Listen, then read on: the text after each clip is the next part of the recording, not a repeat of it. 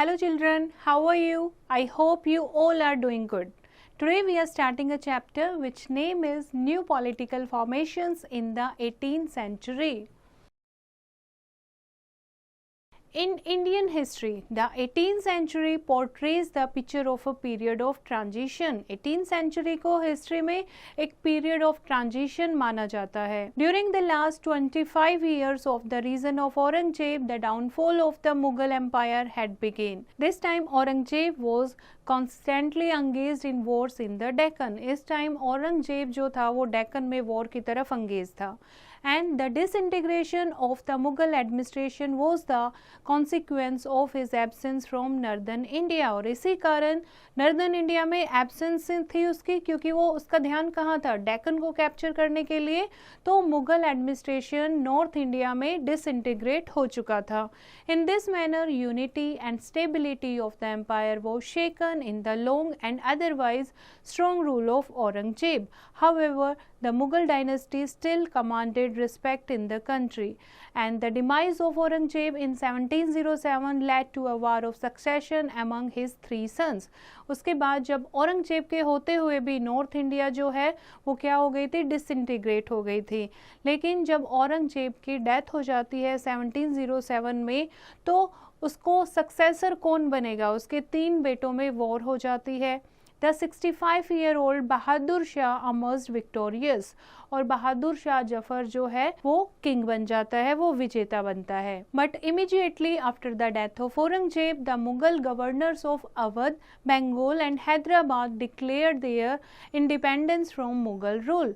लेकिन जैसे ही औरंगजेब की डेथ होती है, जो स्टेट ऑफ अवध होती है, बंगाल और हैदराबाद, अपने आप को वो इंडिपेंडेंट घोषित कर देते हैं. The rebellions of the Jats, the Sikhs and the Satnamis had already weakened the Mughal Empire in the later half of the rule of Aurangzeb. Then the Sikh, Rohilla, Pathans and Afghans carved out their independent states in the territories between Sindh and Yamuna. The Persian ruler Nadir Shah and later Afghan ruler Ahmad Shah Abdali attacked India. They had both returned after plundering the country. Nadir Shah took off the famous Kohinoor diamond and the fabulous peacock throne.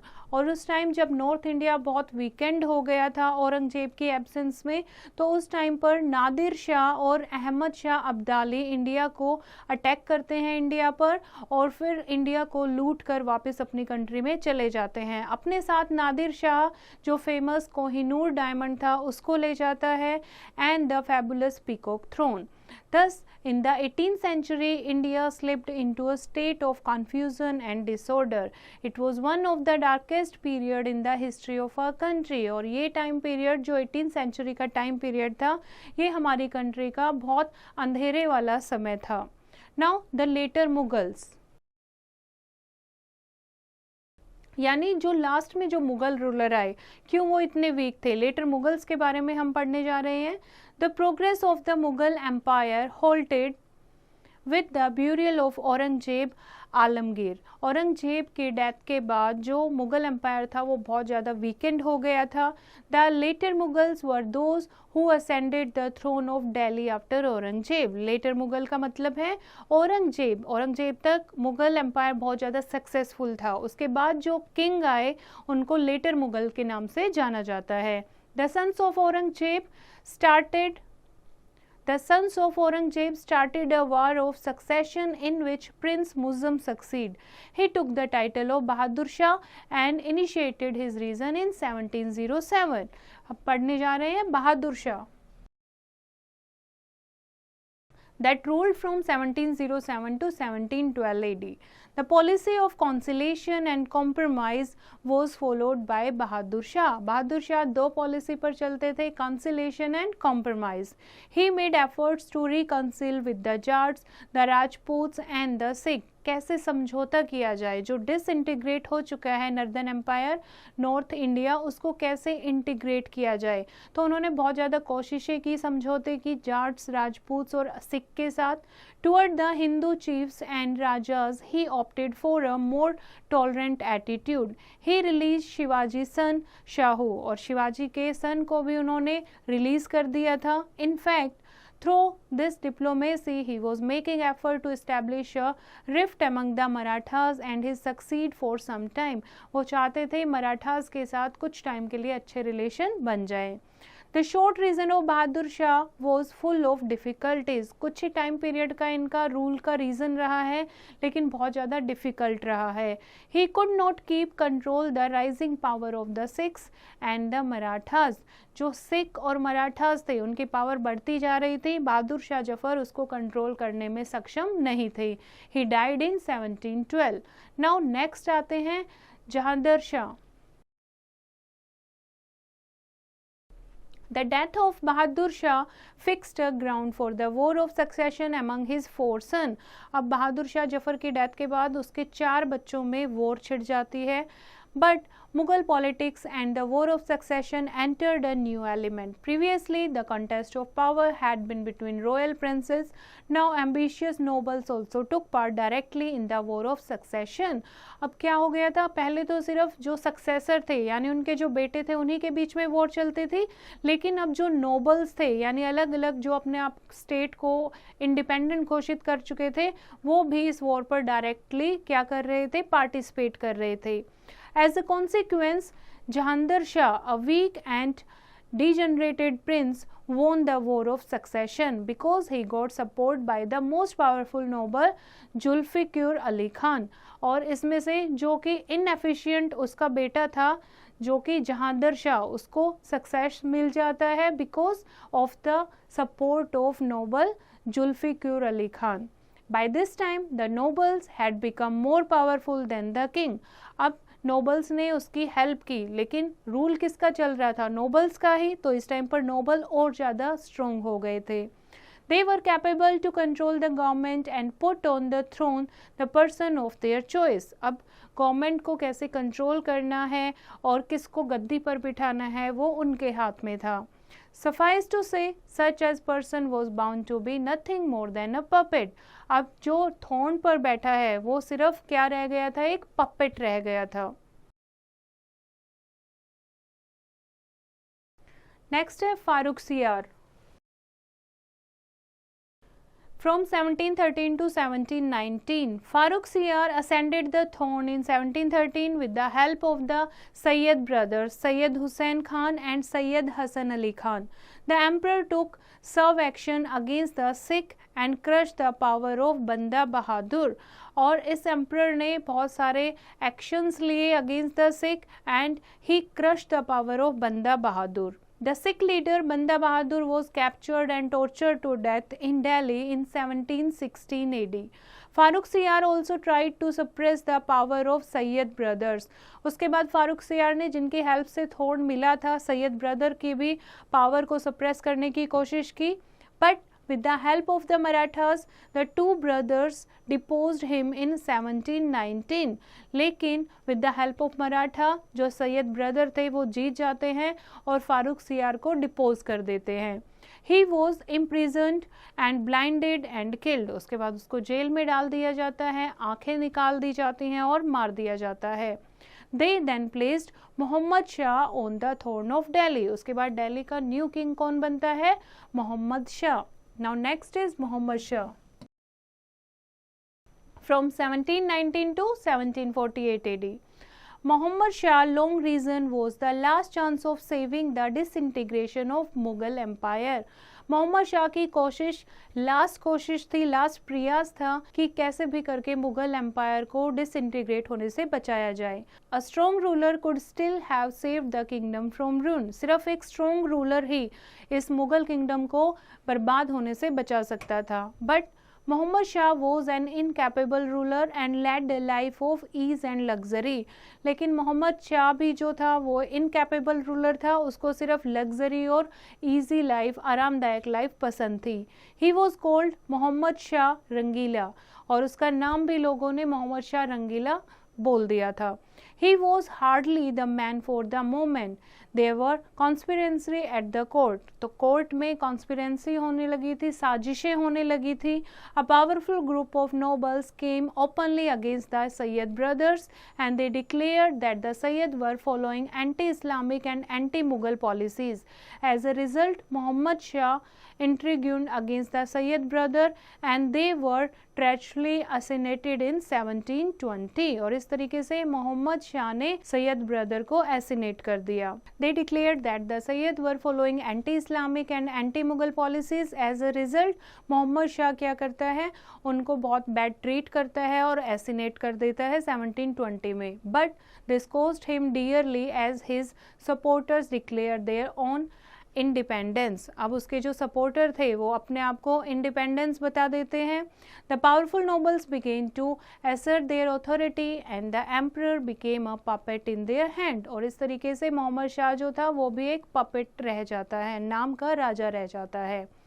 Bengal became virtually independent during the governmentship of Murshid Quli Khan from 1717 to 1727 AD.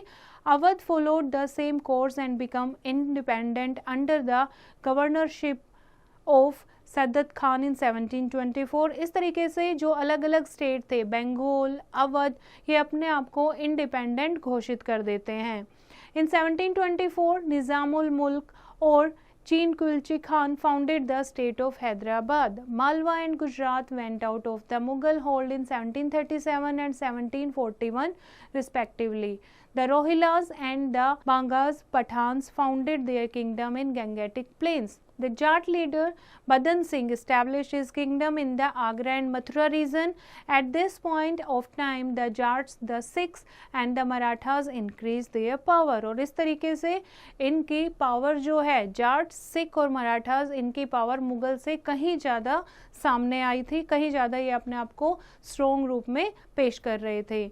As if this was not enough trouble for the Mughal ruler, they also had to face a series of attacks from the northwest. इसके अलावा ये तीन तो competitor थे ही, इसके अलावा north west से भी रेगुलर अटैक हो रहे थे.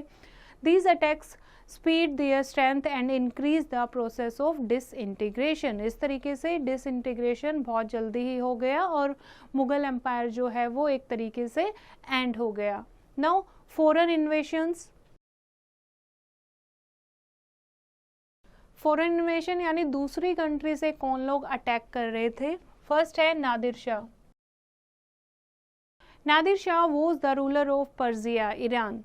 He invaded India in 1739 AD, attracted by the fabulous wealth for which it was always famous. India बहुत ज़्यादा वेल्दी कंट्री थी और इंडिया की वेल्थ से अट्रैक्ट होके नादिर शाह इंडिया पर इन्वेड करता है, अटैक करता है. His armies marched unopposed through Punjab.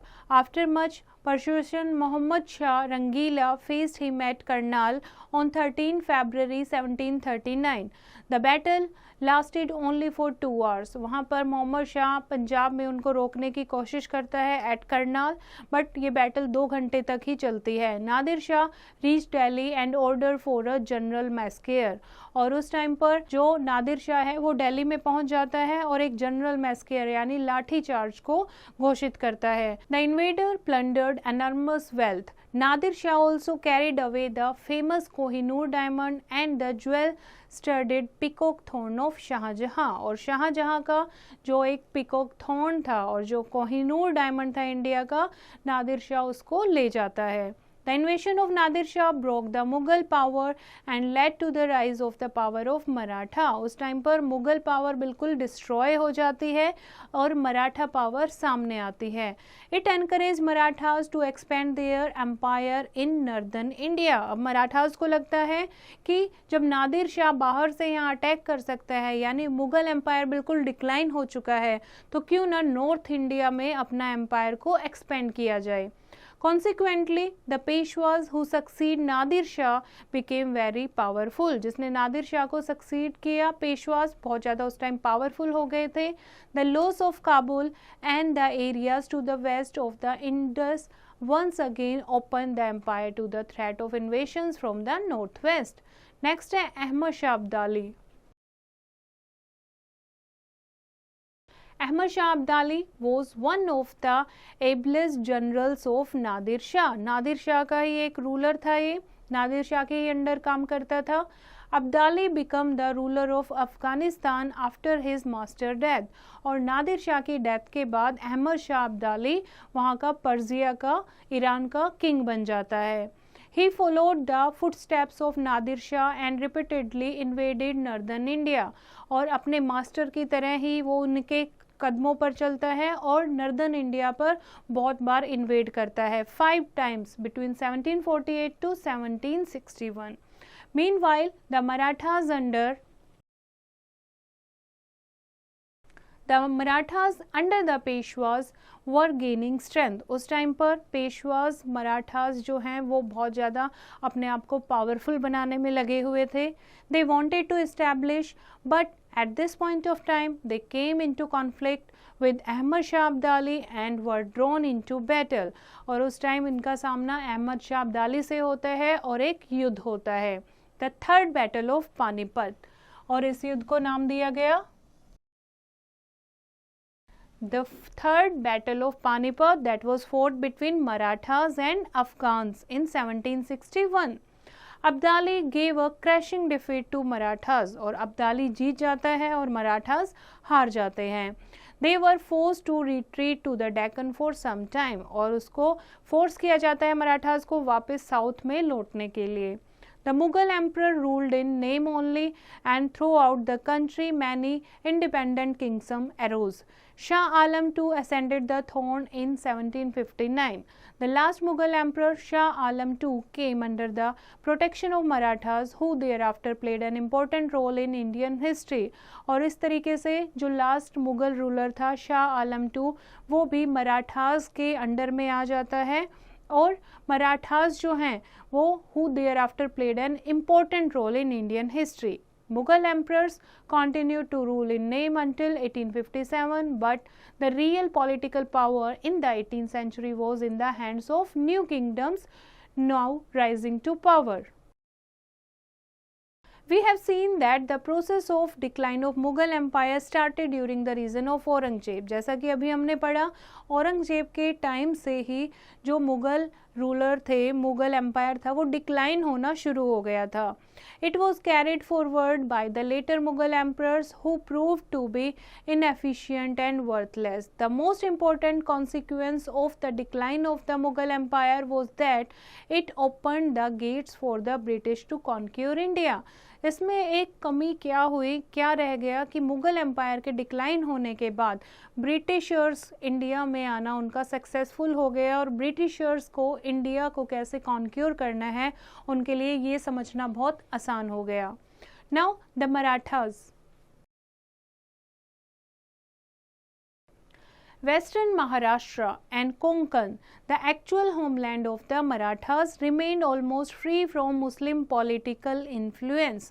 Western Maharashtra and Konkan coast जो है ये बेसिकली मराठास का रीजन था जहाँ पर मुस्लिम पॉलिटिकल इन्फ्लुएंस बिल्कुल भी नहीं था.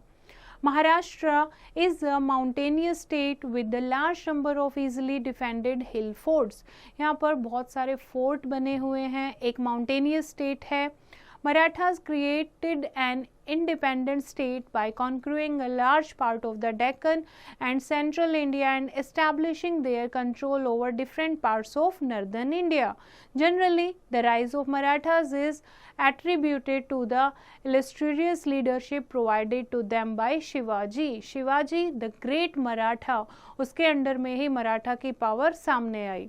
But their rise was made possible as much as by the unparalleled leadership of Chhatrapati Shivaji as by the geocultural environment of the Deccan.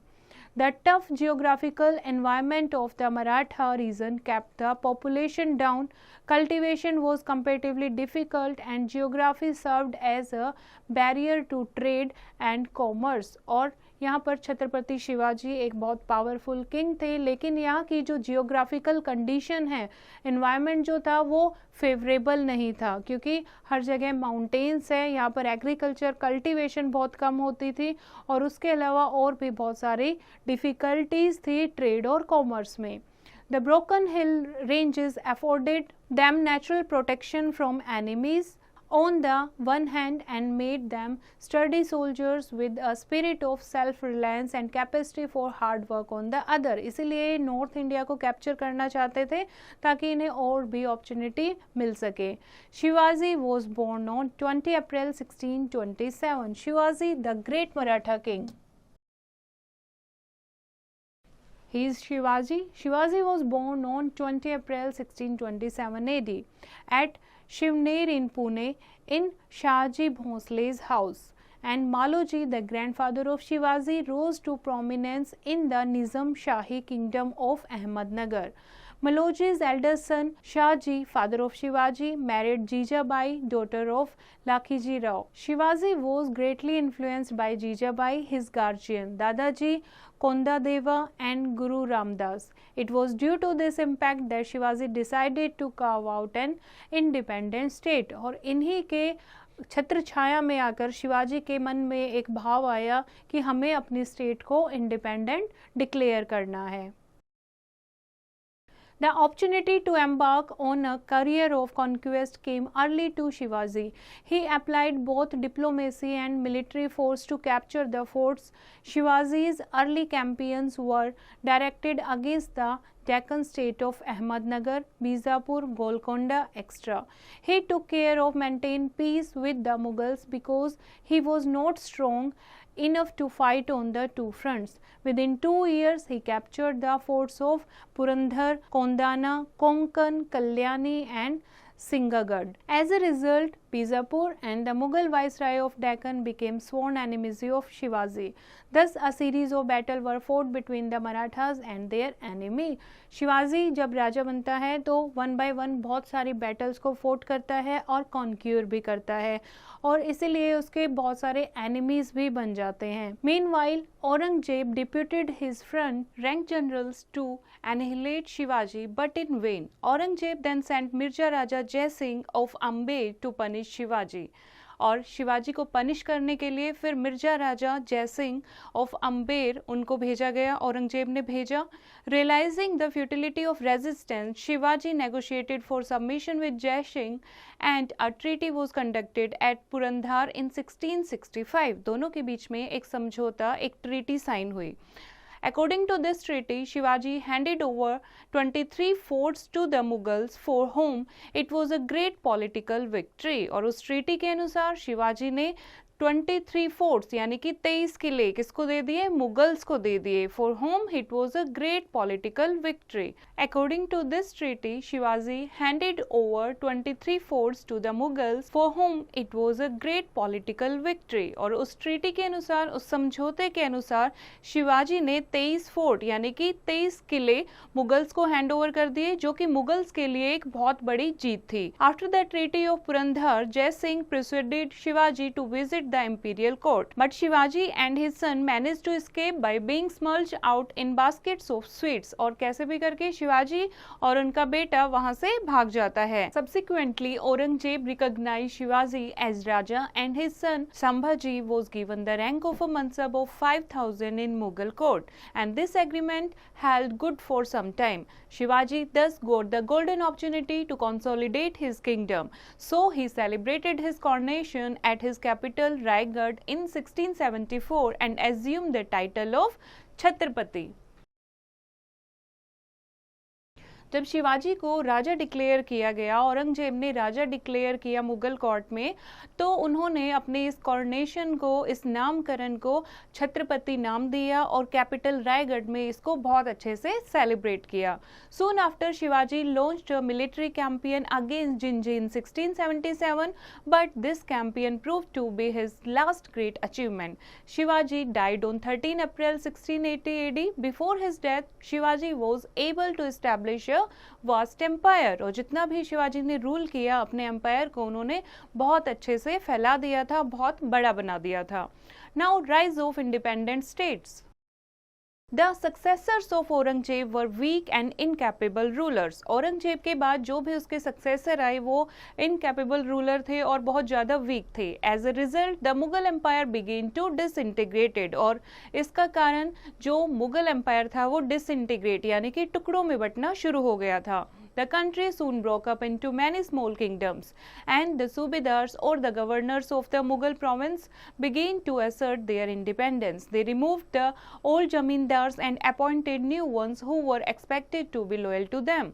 The provincial governors were engaged in warfare with their neighboring provinces. Thus, the political condition of the country remained dismal. और इस तरीके से जो भी पुराने जमींदार थे उनको हटा के न्यू जमींदार अलॉन्च कर दिए थे और जो न्यू जमींदार थे वो आसपास में अपना वारफेयर में लगे रहते थे. इस कारण जो पॉलिटिकल कंडीशंस थी वो बहुत ज़्यादा खराब हो गई थी. Now Bengal. Bengal, the province of Bengal was the first to become independent of the Mughal rule in the 18th century. और जैसे ही मुगल एम्पायर डिक्लाइन होने लगा कुछ स्टेट अपने आप को इंडिपेंडेंट डिक्लेयर कर देते हैं, जिनमें से फर्स्ट स्टेट थी बंगाल, जिन्होंने फर्स्ट टाइम 18th सेंचुरी में खुद को इंडिपेंडेंट डिक्लेयर कर दिया था. It was ruled by Murshid Quli Khan from 1717 to 1727. और किसने रूल किया था पहले? 1717 से लेकर 1727 तक मुर्शिद कुली खान ने यहाँ रूल किया. He established his capital at Dhaka and named it Murshidabad. अपनी कैपिटल ढाका में इस्टेब्लिश की और उसका ढाका का नाम चेंज करके क्या कर दिया? Murshidabad. He was succeeded by Shamasuddullah from 1727 to 39 AD, Ali-Vardi Khan from 1739 to 1756 AD, and Sirajuddaulah from 1756 to 57 AD. The above Nawabs reorganized the administration of the province, and they dismissed the corrupt and inefficient Jagirdars and encouraged the growth of agriculture, trade and industry. अब जो भी ये नए नवाब बने थे बंगाल में, इन्होंने क्या किया? जो पुराना एडमिनिस्ट्रेशन का सिस्टम था उसको बिल्कुल चेंज कर दिया. उन्होंने जो नए रूलर थे, नए जागीरदार थे, उनको अपॉइंट किया और एग्रीकल्चर, ट्रेड और इंडस्ट्री की ग्रोथ के ऊपर ध्यान दिया. They appointed new जागीरदार्स who were mostly Bengali Hindus, और मोस्टली जो बंगाली हिंदूज थे उनको न्यू जागीरदार के रूप में अपॉइंट किया. The Nawabs granted loans to the poor cultivators but did not decrease the revenue demands. और जो पुअर कल्टिवेटर होते थे उनको ये नवाब लोन भी देते थे लेकिन रेवेन्यू डिमांड्स को उन्होंने कम नहीं किया. Thus, the revenue of the province increased, but the condition of the peasants remained deplorable.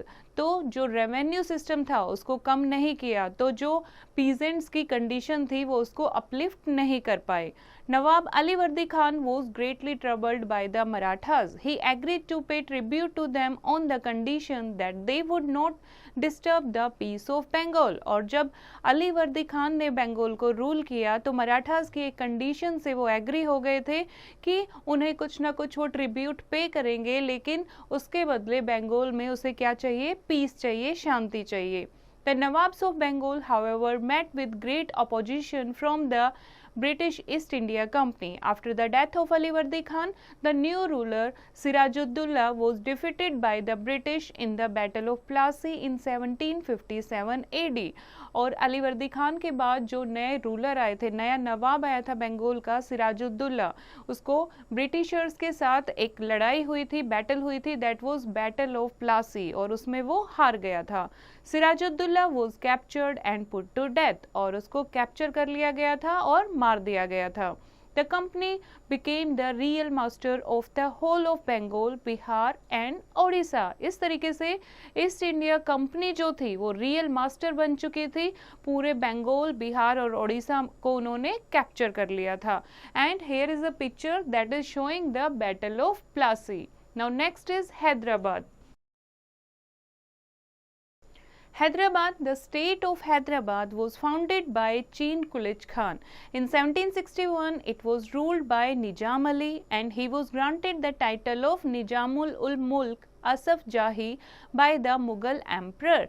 1761 में निजाम अली ने हैदराबाद पर रूल किया था और मुगल एम्पर ने उनको टाइटल दिया था निजामुल मुल्क असफ जाही. And so his dynasty come to be known as Asaf Jahi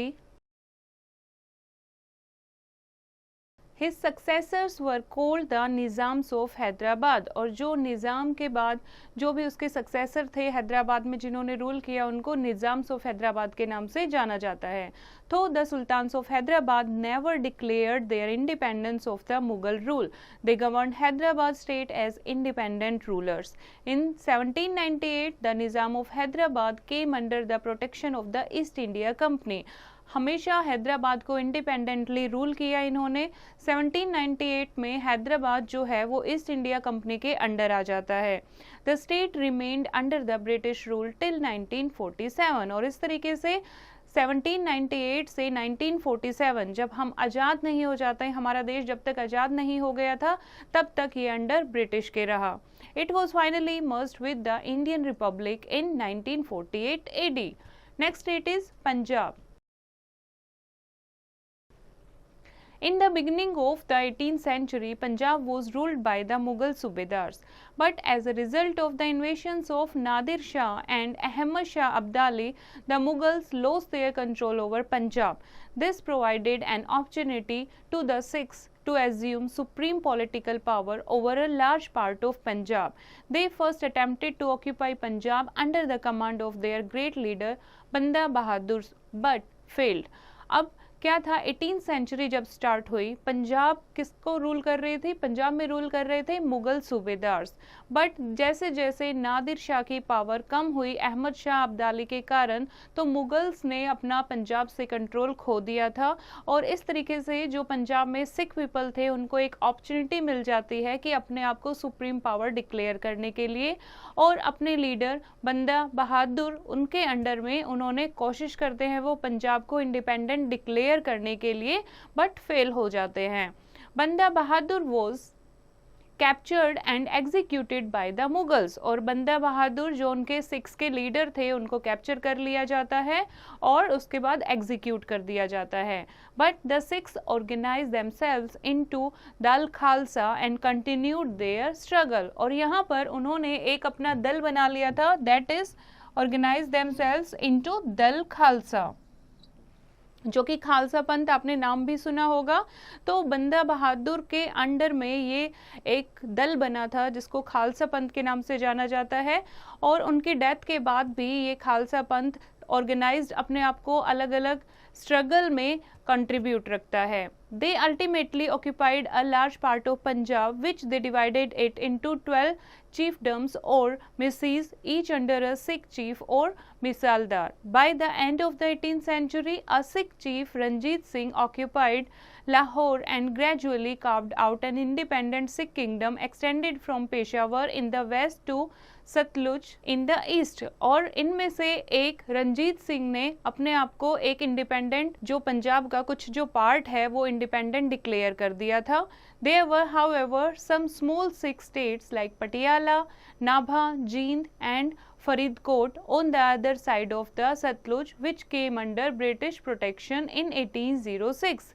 लेकिन पंजाब के कुछ स्टेट जैसे कि पटियाला, नाभा, जींद, ये अभी भी ब्रिटिशर्स के अंडर थे till 1806. Now next is राजपूत्स.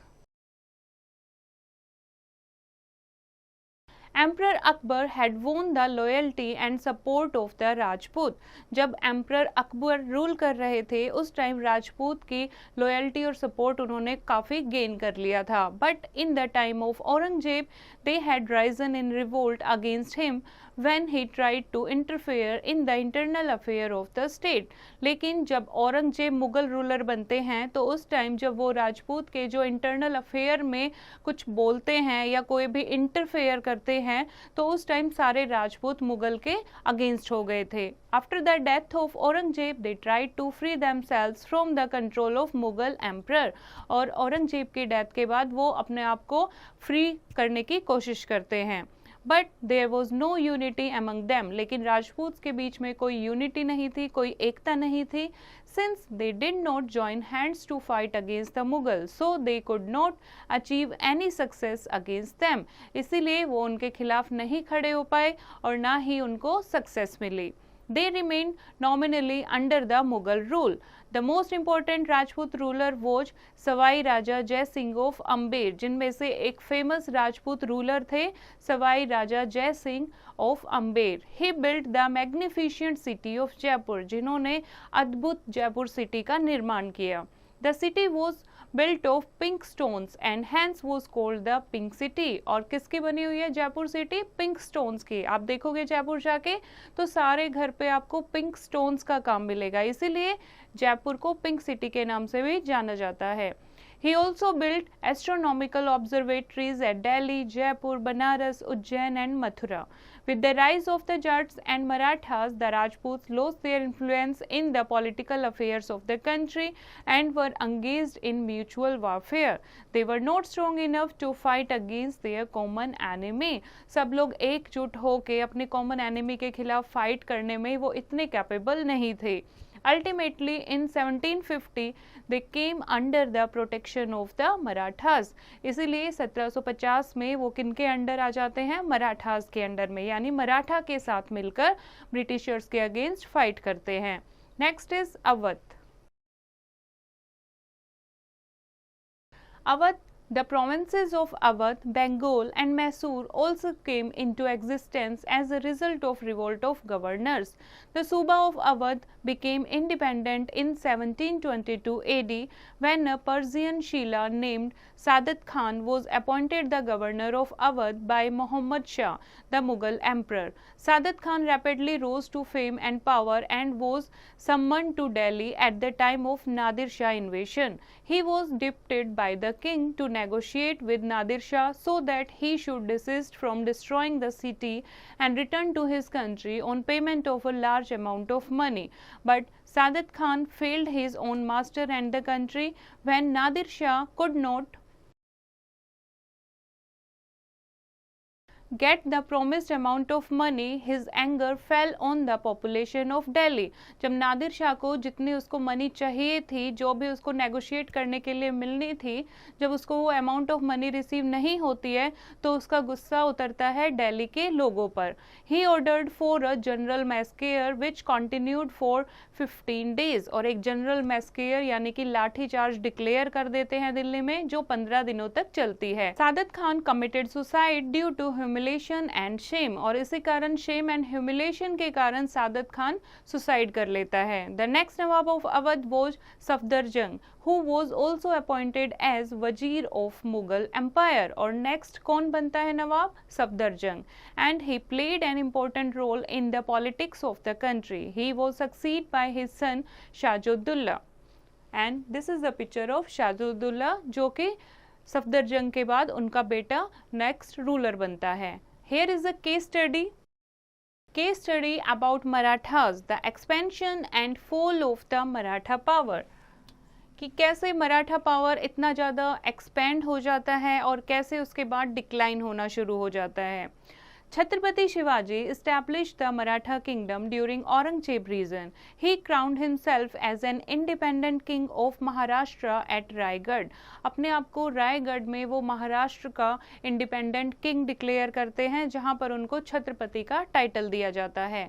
The new Mughal ruler released Shivaji grandson Shahu after the death of Aurangzeb. In Shahu's absence, his stepbrother Raja Ram had carried on the struggle with the Mughals. After Raja Ram's death in 1700 AD, his wife Tarabai had appointed her minor son Shivaji II as the ruler of Maratha kingdom. Tarabai became the regent and managed the affairs of the Maratha kingdom. She was an able and courageous lady who again made the Maratha ruler a formidable power in the Deccan. After Shahu's return to Maharashtra, a struggle began between Shahu and Tarabai for the throne. Tarabai ruled from Kolhapur while Shahu ruled from Satara. This led to a civil war between Tarabai and Shahu for supremacy. Ultimately, Shahu came out successful and Tarabai recognized him as the sovereign of Maratha kingdom. Now, rise of Peshwas. First is Balaji Vishwanath.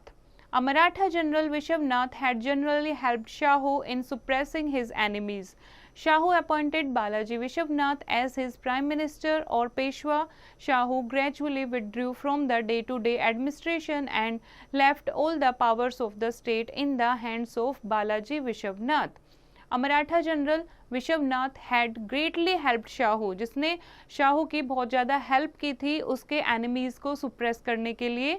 Shahu appointed Balaji Vishwanath as his prime minister, और जिसको हम पेशवा भी बोलते थे. Shahu gradually withdrew from day to day administration and left all the power of the state in the hands of Balaji Vishwanath.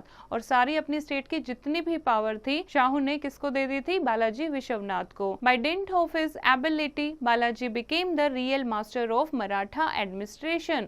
और बालाजी में इतनी ज़्यादा एबिलिटी थी कि वो मराठा एडमिनिस्ट्रेशन के रियल मास्टर बन जाते हैं. He made Pune the capital of his kingdom, और उसके बाद पुणे को अपनी कैपिटल डिक्लेयर करते हैं. Shahu himself retired to Satara away from the capital and was now ruler of the state in name only. अब शाहू अपने आप को रिटायर डिक्लेयर कर देते हैं, अब सिर्फ वो नाम के ही रूलर थे. Vishwanath reorganize the Maratha government on sound lines, और विश्वनाथ ने दोबारा से मराठा गवर्नमेंट को दोबारा से रीऑर्गेनाइज किया. He also resumed his fight against the Mughal kingdom. He entered into a treaty with Syed brother who held real power in the Mughal kingdom. और मुगल किंगडम की जो रियल पावर सैयद ब्रदर के हाथ में थी उनके साथ एक ट्रीटी भी साइन की. By this treaty, Shahu was recognized the ruler of all those territories which once belonged to Shivaji. Shahu को जो भी जितने भी जो किंगडम थे शिवाजी से बिलोंग करते थे वो सारे किंगडम का रूलर किसको माना जाएगा? शाहू को रूलर माना जाएगा. Second, Shahu also got the right to receive Chauth and Sardeshmukhi from the 6 Mughal subahs of Deccan. और डेक्कन के जो 6 मुगल सूबाज हैं वहाँ से शाहू को क्या मिलना चाहिए? वहाँ से चौथ मिलना चाहिए जो कि एक प्रकार का टैक्स होता था, and Sardeshmukhi. Now third is in return Shahu agreed to pay to the Mughal emperor an annual tribute of 10 lakh rupees. और इसके बदले जो मुगल एम्परर को शाहू किंगडम क्या देगा? 10 लाख रुपीज देगा annually. He was also required to maintain Mughal emperor an annual tribute of 10 lakh rupees. He was also required to maintain 15,000 horsemen to help the Mughals in time of need. Third is in return Shahu agreed to pay to the Mughal emperor an annual tribute of 10 lakh rupees. और इसके बदले Shahu kingdom Mughal emperor को annually 10 lakh rupees देगा. And he was also required to maintain 15,000 horsemen to help the Mughals in time of need. और जब भी Mughal empire को जरूरत होगी तो शाहू किंगडम 15,000 घुड़सवार के साथ उसकी हेल्प करेगा. The Marathas now devoted their energies in making new conquest in the north. Balaji Vishwanath died in 1720. Next है बाजीराव I. बालाजी विश्वनाथ के बाद बाजीराव I आते हैं. After Vishwanath death Shahu made his son Bajirao the Peshwa. The office of Peshwa thus became hereditary and Bajirao remained Peshwa from 1720 to 1740. 1720 से 1740 तक जो बालाजी राव थे वो पेशवा रहते हैं. और इस तरीके से ये प्रथा जो थी कि हेरिडिटरी हो जाती है कि उसके बाद मराठास की जो ये परंपरा थी कि उसके बाद उसका बेटा, उसकी डेथ के बाद उसका बेटा, तो ये एक हेरिडिटरी प्रोसेस शुरू हो जाता है. He was a brilliant commander and an able statesman. और जो बाजीराव थे वो बहुत अच्छे कमांडर थे और एक एबल स्टेट्समैन भी थे. He extended the Maratha power to the north beyond the river Narmada. He once said, "The Maratha flag shall fly from the river Krishna to Attock." In 1724, Bajirao conquered Malwa, and in 1728 he defeated Nizam of Hyderabad and compelled him to give the Maratha Chauth and Sardesh Mukhi. In 1738, the Marathas also collected both from Gujarat. At the same time, Bajirao defeated the combined armies of the Mughals and bundles of occupied the territories of Jalgaon, Jhansi and Sagar. In 1737, Bajirao appeared before the walls of Delhi and defeated the Mughal forces. इस तरीके से जहाँ जहाँ भी Mughal people थे, Mughal rule था, उनको defeat करते हुए बाजीराव विक्ट्री हासिल करते जाते हैं. The Mughal Emperor Muhammad Shah sought the help of Nizam of Hyderabad, but the Nizam's forces could not join the Mughal forces and were defeated by the Marathas near Bhopal. The Mughal Emperor was compelled to sign the Treaty of Sironj, by which the Marathas were recognized as the sole ruler of the province of Malwa and the entire territory between the Narmada and the Chambal river. और इस treaty के अनुसार जो मराठास थे उनको अकेले इकलौता ruler declare कर दिया गया था from the territory between the Narmada and the Chambal rivers. In 1739, the Marathas seized the forts of Sylhet and Basin from the Portuguese. In a short period of 20 years, the kingdom of the Marathas was transformed into an empire. और छोटे से 20 साल के time period में मराठास का जो छोटा सा किंगडम था वो बहुत ज़्यादा एक एम्पायर में तब्दील हो गया था. By the time of Baji Rao, some Maratha chiefs had risen in power and importance. The four leading chiefs were, और इस टाइम पर जब बाजीराव रूल कर रहे थे तो कुछ मराठा चीफ बहुत उभर के सामने आए, जिसमें से फर्स्ट थे Raghoba Bhonsle of Nagpur, and second is Gaekwad of Baroda, and third is Madhavrao Holkar of Indore, and fourth is Skandia of Gwalior. They had won distinctions in wars and had a great influence on their followers. They had also set up their independent kingdom. बहुत सारे इनके follower बन गए थे और इनकी capability के कारण, और इन्होंने अपने किंगडम को इंडिपेंडेंट सेटअप कर लिया था. Bajirao did not make them his enemies. Bajirao ने भी इनको अपना एनिमी नहीं बनाया था. He rather organise these Maratha chief into a sort of union और confederacy with the Peshwa as their head. और इनको अपने आप में शामिल कर लिया था जिसमें पेशवा इनके हेड थे. He divided the former Mughal provinces among the above four Maratha chiefs as their spheres of influence, and Baji Rao gave the Maratha chiefs a free hand in collecting taxes in the territories under their influence, but they had to pay a fixed amount of money to the Peshwa and helped him in military campaign. और इसके बदले उनको जो चारों leader ये सामने आए थे उनको कुछ हक दिए गए थे. वो अपने जो टेरिटरी है वहाँ से फ्रीली टैक्स कलेक्ट कर सकते थे, एंड उनको उसके बदले क्या करना होता था, पेशवा को कुछ मनी एज ए ट्रिब्यूट देनी होती थी, और कभी भी उनको मिलिट्री में अगर ज़रूरत पड़ती थी तो उन्हें हेल्प करनी होगी. Baji Rao died in 1740 AD and was succeeded by his son Balaji Baji Rao, aged only 18 years. और बाजी राव की 1740 में डेथ हो जाती है. उसके बाद उनका बेटा बालाजी बाजी राव सिर्फ 18 साल की उम्र में नेक्स्ट किंग बन जाता है. Under him the Marathas reach the height of their glory. और उनके अंडर भी वो भी बहुत ज़्यादा एबल रूलर थे, और उनके अंडर भी मराठास जो थे वो बहुत ज़्यादा फेमस हो जाते हैं. Baji Rao died in 1740 AD and वो succeed by his son Balaji Baji Rao aged only 18 years. और 18 साल की उम्र में ही बालाजी बाजी राव अपने फादर की डेथ के बाद न्यू एम्परर बन जाते हैं. Under him the Marathas reach the height of their glory. Shahu died in 1740 AD and now the Peshwas became the practical rulers of the Maratha dominance. Like his father, Balaji Baji Rao further extended the Maratha kingdom in different directions, and the Marathas invaded Bengal several times and ultimately compelled its Nawab Alivardi Khan to cede Odisha and pay 32 lakh rupees annually in the form of chauth for Bengal and Bihar.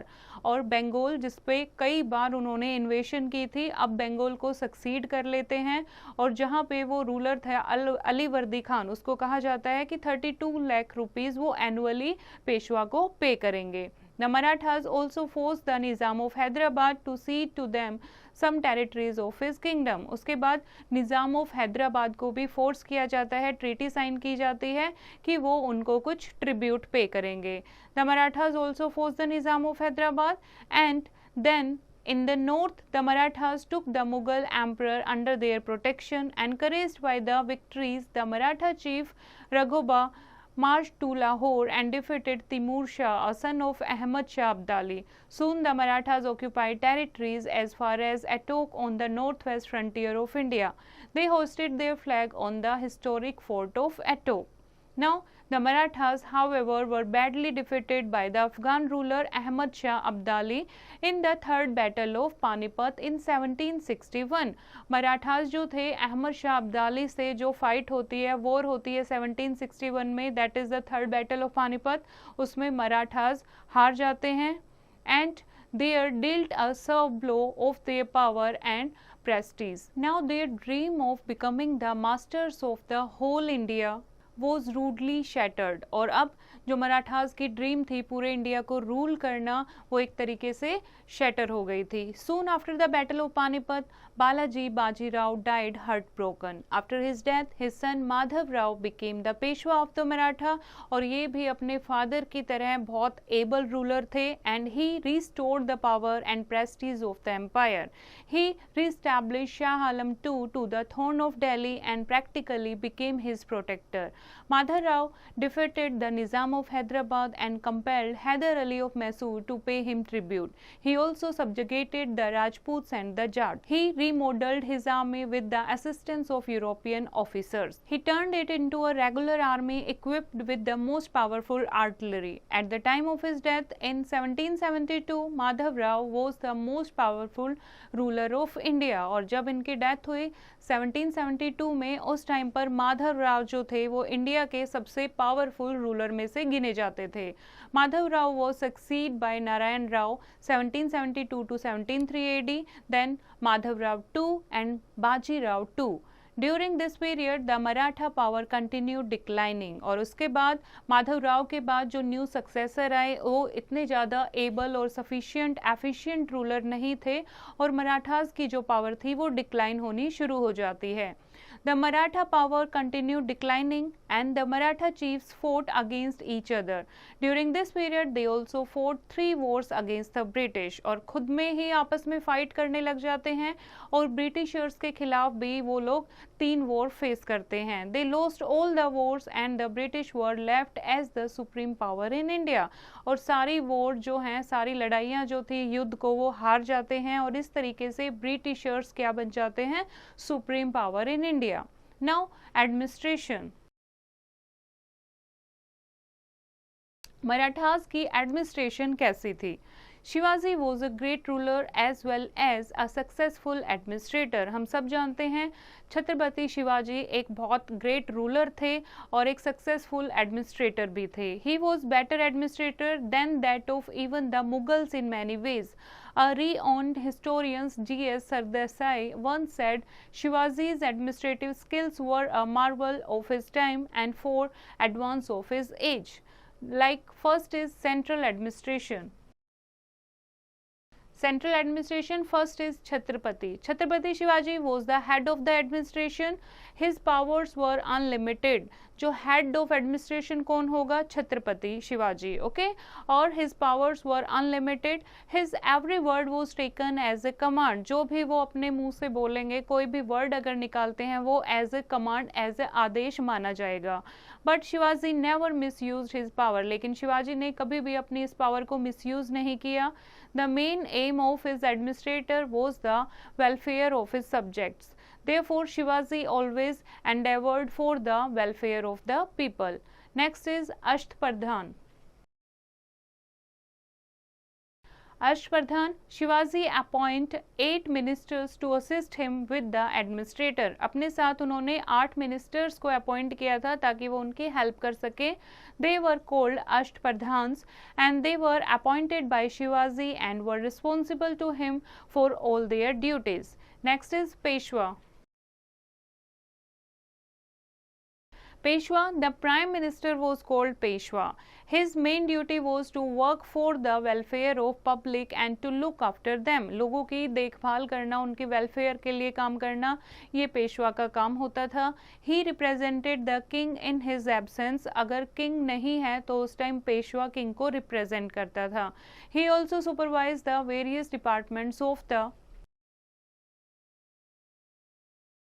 kingdom. और kingdom के various department को वो supervise भी करता था। Next is Senapati. Senapati, the chief of the army was called Senapati और सारे नौबत। He recruited the soldiers and maintain discipline among them. Senapati जो सेना यानी सोल्जर्स को रिक्रूट करना और उनको डिसिप्लिन में रखना यानी आर्मी को मेंटेन करना उसका काम था। Next is Amatya. He worked as the finance minister of the kingdom. He maintained a record of the income and expenditure of the kingdom. कि किंगडम में कितनी इनकम हो रही है, कितना खर्चा हो रहा है, ये सारा मेंटेन करना फाइनेंस मिनिस्टर यानी कि अमात्य का काम था। All the documents regarding finance were signed by him. Next is न्यायाधीश। न्यायाधीश, he was the topmost minister of the judiciary. He decided all the civil and criminal cases according to Hindu law. He also supervised the small courts. Next is Sumant. Sumant, he was also called Dabir and was the foreign minister. He advised the king about relations with other countries.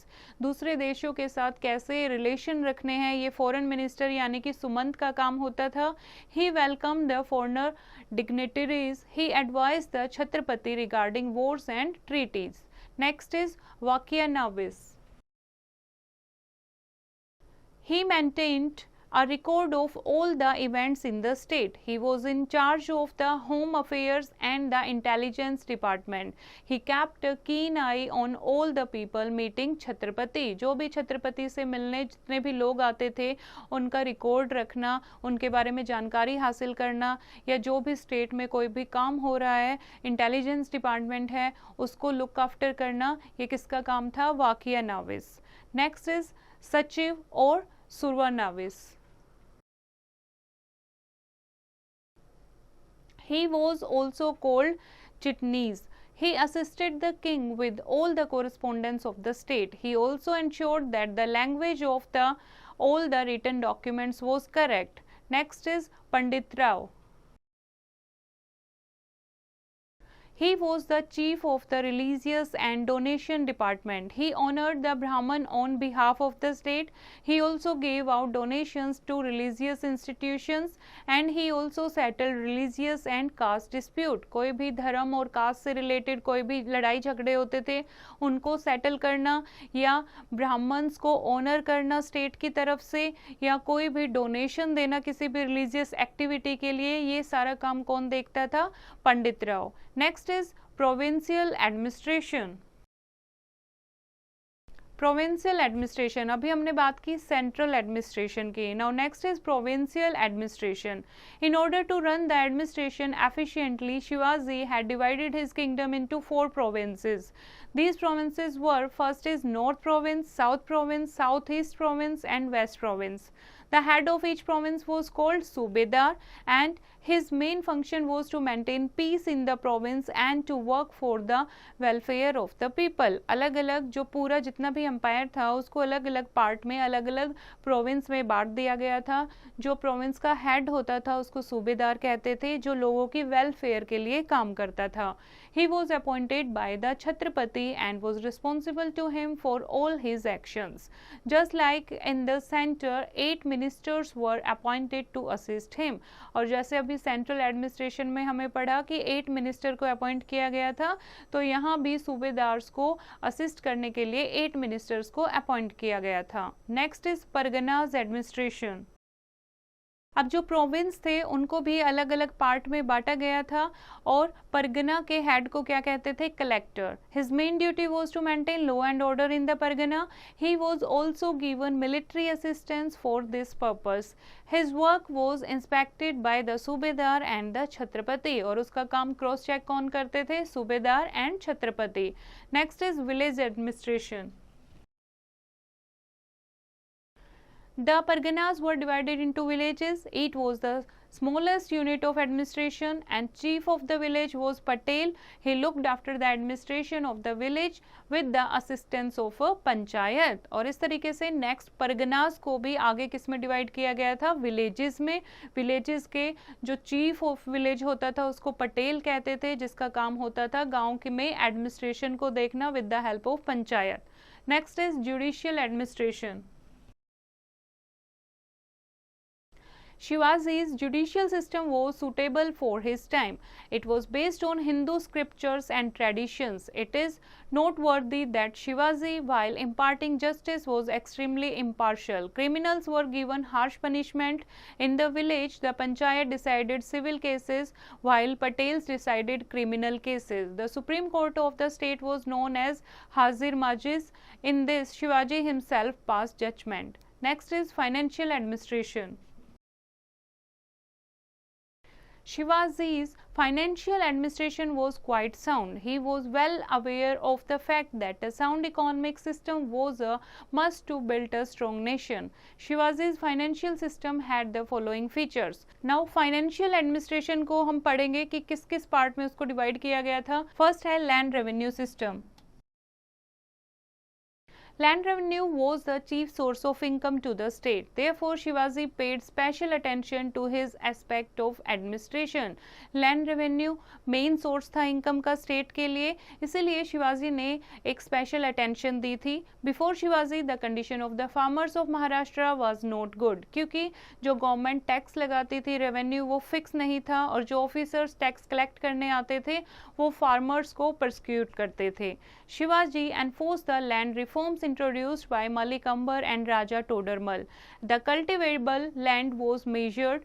For this purpose, a yardstick named Kathi was used, and to save the peasants from the persecution of the Jamindari system was abolished.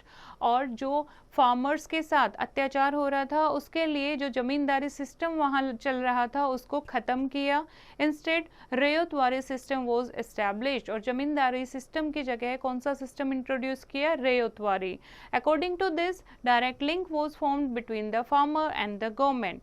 Government और farmer दोनों के बीच में direct link था. कोई officer नहीं था land revenue collect करने के लिए.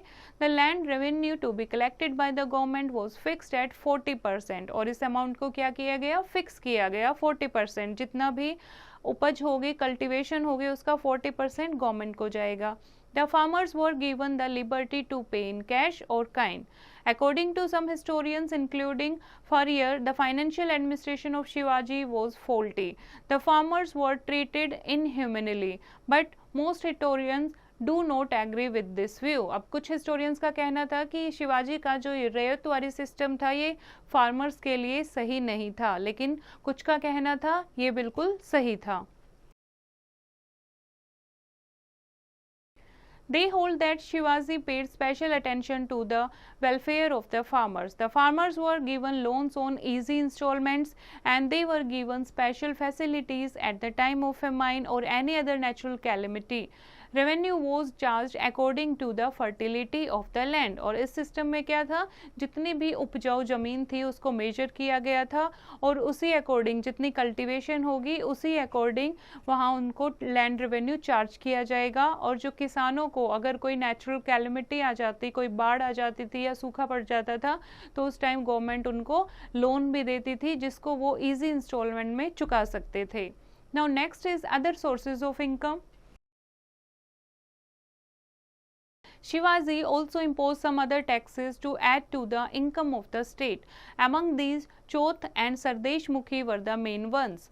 Historians differ regarding Chauth. According to Rande, Chauth was a tax which was taken from a particular state in lieu of protecting it from the invasions of other power. ताकि एक जगह जिसका वो tax पे करते हैं ताकि दूसरी पावर उसको इन्वेड ना करे, तो उस टैक्स को क्या कहते हैं? चौथ. बट जदुनाथ सरकार does not agree with this opinion. According to him, Chauth was taken not for protecting the region from foreign invasion but for protection from the Maratha themselves. Shivaji was considered as the Sardesh Mukhi or chief Jagirdar by all the Deshmukhis of Maharashtra. Therefore, they gave 1/10 of their produce to Shivaji. Hence, this tax came to be known as Sardesh Mukhi. Apart from these taxes, Shivaji also derived some income from the toll tax, professional tax and from the fines collected from criminals. Now, some important points. The history of colonialism started from Bengal. Guru Nanak founded the Sikh religion. Sikhs revolted against Mughals under Banda Bahadur. Ranjit Singh established his capital at Lahore in 1799. Raja Jai Singh of Mewar built beautiful Pink City of Jaipur and astronomical observatory. The Rajputs lost their influence in 1750. The Muhammad was also known as Rangila Shah. The province of Bengal was the first kingdom which became independent from the Mughal rule, and Murshid Quli Khan ruled it from 1717 to 1727 AD.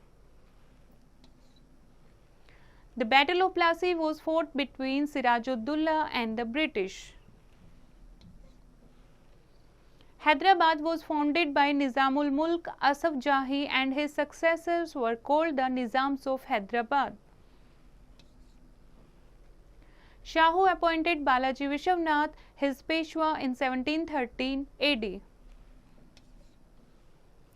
And the third battle of Panipat fought between Ahmad Shah Abdali and the Marathas in 1761. I hope बच्चों आपको ये chapter समझ आया होगा। एक बार फिर से इसको रीड करेंगे और एक्सरसाइज की प्रैक्टिस खुद करेंगे।